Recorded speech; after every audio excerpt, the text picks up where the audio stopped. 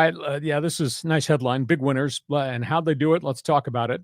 The Browns choked Cincinnati. That was a real surprise to me. But this is a byproduct of Joe Burrow not having played in any games and having had less than a week of full speed practice with the Bengals because of calf issues. Cincinnati just had no rhythm, no flow, no nothing. And Cleveland's got Deshaun Watson, and Cleveland's got the heavy-duty running back Nick Chubb, and Cleveland's got Myles Garrett and a defense that gets after it. And Joe Burrow looked like he was in slow motion. It looked as if there was nothing that they had prepared for because he had hardly practiced. So Cleveland wins big. Really bad loss for Cincinnati opening game of the season. I know it's only the first weekend of the season. It's not the end of the world yet. San Francisco.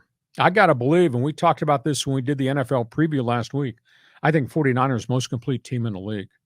And they just went into Pittsburgh and they just pounded the Steelers.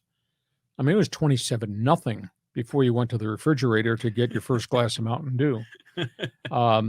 341 yards in total offense. Brock Purdy, 220 yards passing. Christian McCaffrey, 65-yard touchdown bolt, 152 yards rushing. Pittsburgh just looked they were moving in slow motion, and San Francisco was just busting them. New Orleans Saints, that's a new quarterback. That's Derek Carr. They're falling in love with him. He throws for 305, couple of touchdowns. Saints post their victory. Defense, Dennis Allen, we talked about this in the preview last week. They do play defense down in New Orleans. 3 picks, 3 quarterback sacks in that Saints win. Cowboys, what an annihilation on Sunday Night Football. Who is not the phrase that's being used in the Meadowlands right now. It was a beatdown. Oh, Dallas, 40-0 win over the Giants on the Giants' turf. Dak Prescott, Mike McCarthy, offense moved the football up and down the field. Cowboys' defense really dominant. Giants had no offense at all. By the time you're done with the statistics, I think Daniel Jones, the quarterback, threw for 104, but when you subtract all the quarterback sacks, they wound up with 40 yards in passing offense. The Giants did. You think it's miserable in New York right now? Holy cow. Cowboys beat down. Here's the surprise of the weekend. Somebody needs to explain this. Somebody smarter than me. Might be you. I'm not sure. I'm sure it'll be somebody on Fans Forum. How the hell are the Rams going to Seattle and beat the Seahawks? 334 yards passing by Matthew Stafford with almost a brand new offensive line.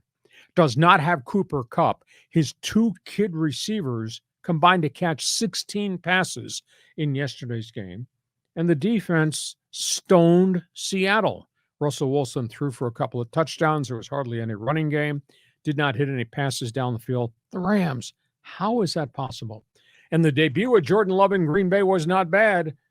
Jordan Love, 245 yards, 3 touchdown passes along the way.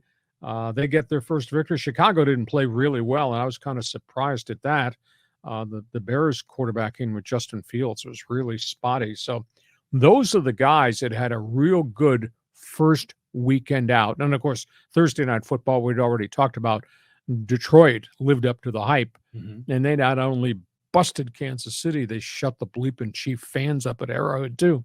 Yeah, this was a lot of surprising games, but that first one you mentioned, the Browns beating the Bengals.